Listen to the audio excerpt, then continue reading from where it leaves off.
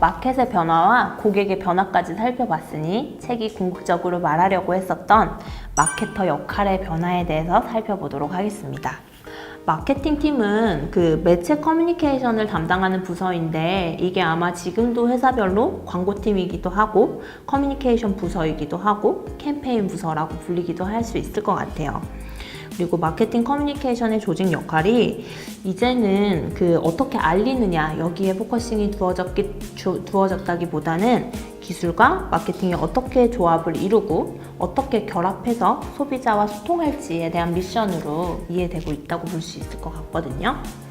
예전에는 TV에 그 되게 재밌는 광고를 틀기 위해서 혹은 눈에 띄는 광고를 틀기 위해서 고민을 해야 됐던 시기였기 때문에 인문학적 소양이 절대적으로 크리에이티브에 필요했다고 하면 이제는 디지털 기술 기반의 크리에이티브가 필요한 시대가 되었기 때문에 더 이상 인문학적 소양의 한쪽으로만 머물러 있어는 안 될 것 같아요. 디지털 기반으로 어떤 메시지를 뽑고 어떤 디지털 크리에이티브를 전개하며 어떤 디지털 매체 활동을 수행해야 되는지에 대한 총체적인 고민이 수반되지 않으면 좋은 크리에이티브 전략을 짤 수 없을 것 같은 시대에 살고 있습니다. 디지털이라는 게 앞서 살펴봤던 것처럼 소비자의 데이터를 기반으로 하기 때문에 심리적이고 인문학적 소양만으로는 해결되지 않는 수학적이고 통계적인 사고가 필요한 시대가 되었어요.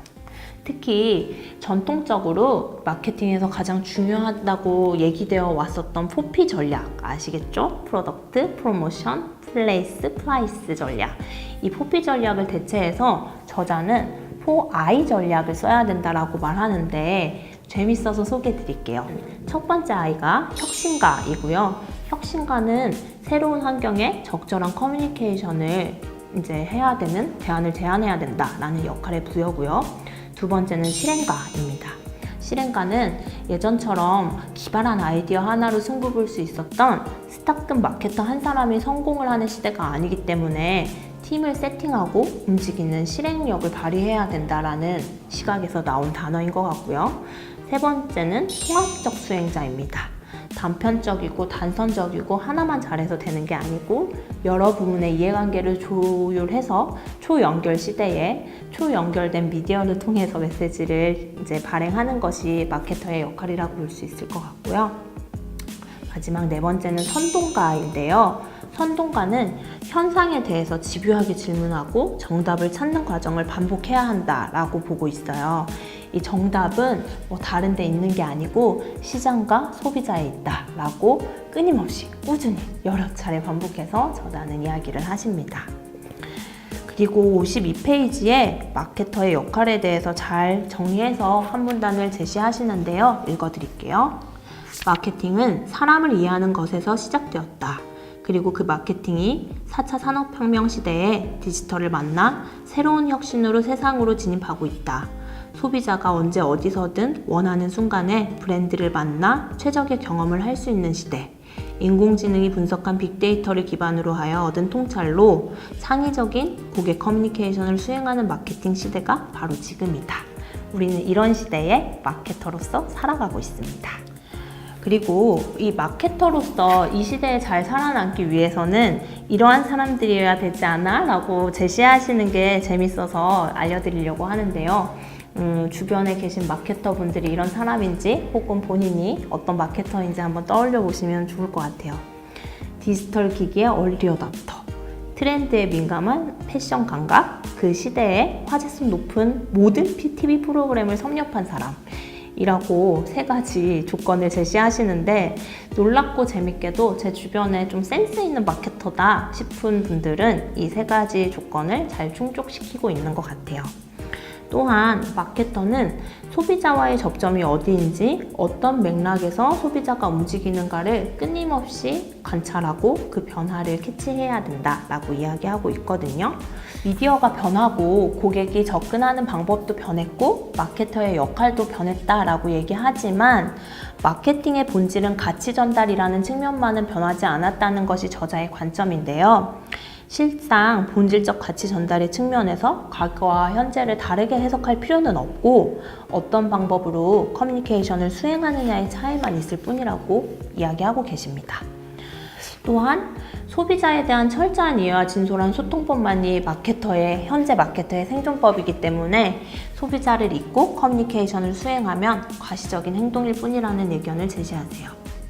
6번째 알맹이는 앞으로 미래를 살아갈 마케터들한테 어떠한 행동 지침을 주고 있는지에 대한 마케터의 태도에 관한 이야기를 해보겠습니다. 첫 번째는 브랜드 경험을 광고가 아닌 콘텐츠로 전달해야 된다라는 의견이에요. 광고는 더 이상 이제 미디어가 변화하는 시대에서 광고가 광고로서 승부 볼 수 있는 시대는 좀 종결했고 콘텐츠로 살아남아야 되는데 소비자가 자연스럽게 브랜드를 인식할 수 있는 좋은 콘텐츠를 만드는 것이 생존 전략이라고 이야기하십니다. 또 두 번째로 콘텐츠에 이어진 이야기일 텐데 크리에이티브의 변화도 급속도로 진행되고 있기 때문에 직관적이고 인문학적인 크리에이티브만을 생산할 것이 아니고 디지털 기술을 연계한 솔루션을 개발해야 된다라는 이야기를 하세요.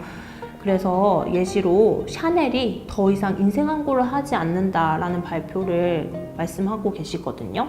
생각해보면 예전에 제가 잡지에서 샤넬 광고 막 보고 버스 정류장이나 신문 이런 데서도 샤넬의 인쇄 광고를 봤었던 것 같은데 그것만으로는 샤넬이 가지고 있는 고유 가치를 소비자들한테 전달하기 어렵고 이제 그 디지털 매체라든지 뉴 미디어를 통해서 브랜드가 가지고 있는 가치를 전달하는 것이 그렇게 되게 고퀄리티의 명품 업계에서도 통용되는 이야기라고 할 수 있을 것 같아요.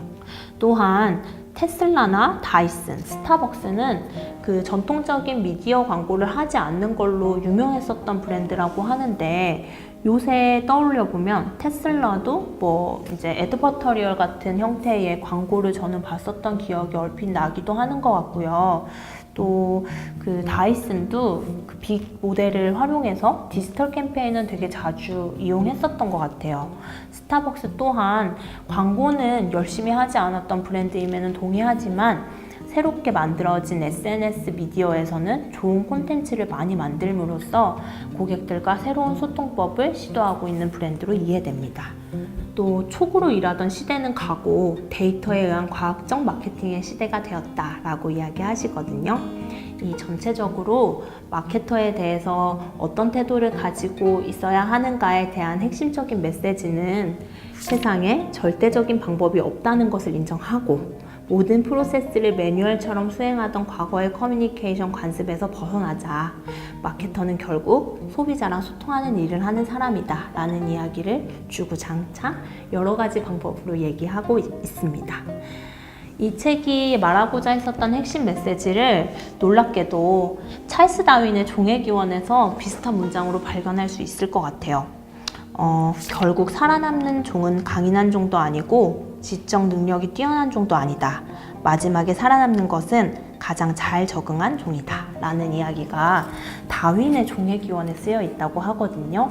이 메시지가 혁변하는 시대의 마케터한테도 잘 맞는 메시지가 아닐까 싶습니다. 우리 모두 변화를 잘 캐치해서 변화에 잘 적응하고 생존법을 탕구하여 살아남는 마케터들이 됐으면 해요.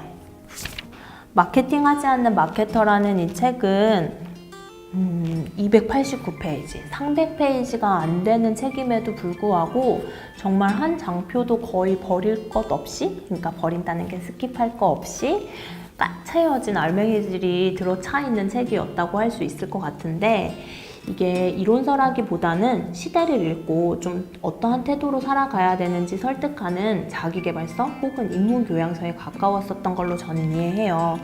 그렇지만 마케터들한테는 인문교양서보다도 어쩌면 정말 유용한 실용서가 될 수 있을 것 같다는 생각을 하거든요.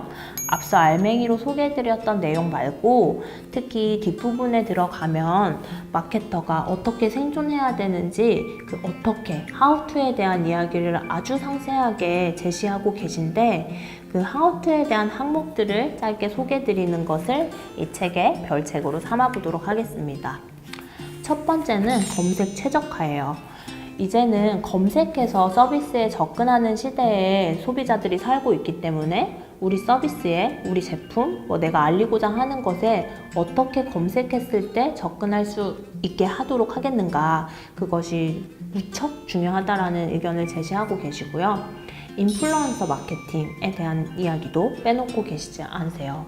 인플루언서 마케팅은 한 사람이 꽤나 크게 끼치는 영향력에 대해서 이야기하는데 3단계로 인플루언서를 구분하시더라고요.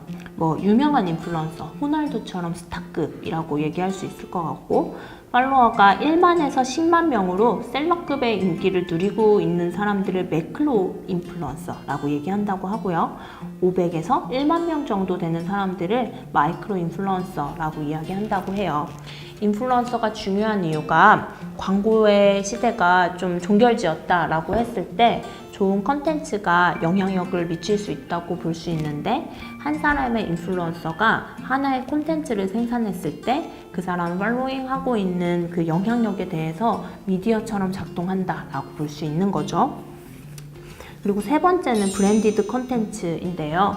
브랜디드 컨텐츠는 뭐 여러 가지 의미로 해석할 수도 있을 것 같은데, 저자는 브랜드의 메시지가 노출되는 모든 컨텐츠를 브랜디드 컨텐츠로 볼 수 있다라고 의견을 제시하세요. 요새 잘 나가는 드라마들 같은 거 봐도 막 샌드위치도 어디서 PPL 받은 브랜드의 샌드위치를 먹기도 하고 그러잖아요.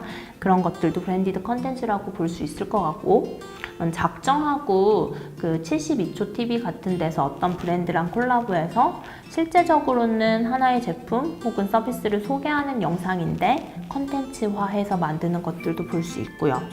이런 것들을 포괄해서 브랜디드 컨텐츠라고 얘기할 수 있을 것 같습니다.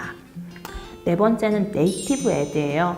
네이티브 애드의 어원은 그 광고지만 실제적인 네이티브한 컨텐츠인 것처럼 보여지는 형태를 통칭하는 용어인데, 이것도 세 가지로 쪼개서 설명드리면 기사형의 애드버터리얼, 그리고 스폰서드 애드, 그리고 네이티브 광고로 구분해 볼 수 있을 것 같습니다. 접근법의 차이지 뭐 되게 중요한 개념이라고 이해하기는 어려울 것 같아서 넘어가겠습니다. 책을 읽어보시면 상세하게 파악하실 수 있을 거예요. 그리고 요새 시대에 정말 빼놓을 수 없는 MCN, 멀티 채널 네트워크가 시장에 어떻게 활용되고 있고 펼쳐지고 있는지에 대해서 또 이야기하고 계시고요. SNS, 소셜 마케팅의 활용에 대해서도 말씀하십니다.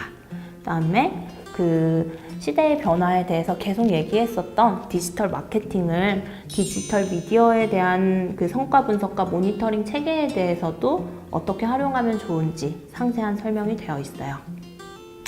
마지막으로 정말 새로운 기술로 그 만들어진 세 가지 기술을 말씀드릴 수 있을 것 같은데, AI, 인공지능, 챗봇, 그리고 알렉사 이렇게 부를 수 있는 사물 인터넷까지 우리 시대에 어쩌면 한 발 앞서 나가고 있고 어쩌면 벌써 이미 우리 옆에 가까이 와 있는 4차 산업혁명이 낳은 디지털 마케팅 시대의 산물들을 통찰하고 연구하고 변화의 방향성까지 짚어보면서 현 시대의 마케터가 어떻게 살아남아야 될지에 대한 이야기를 해준 고마운 책이었습니다.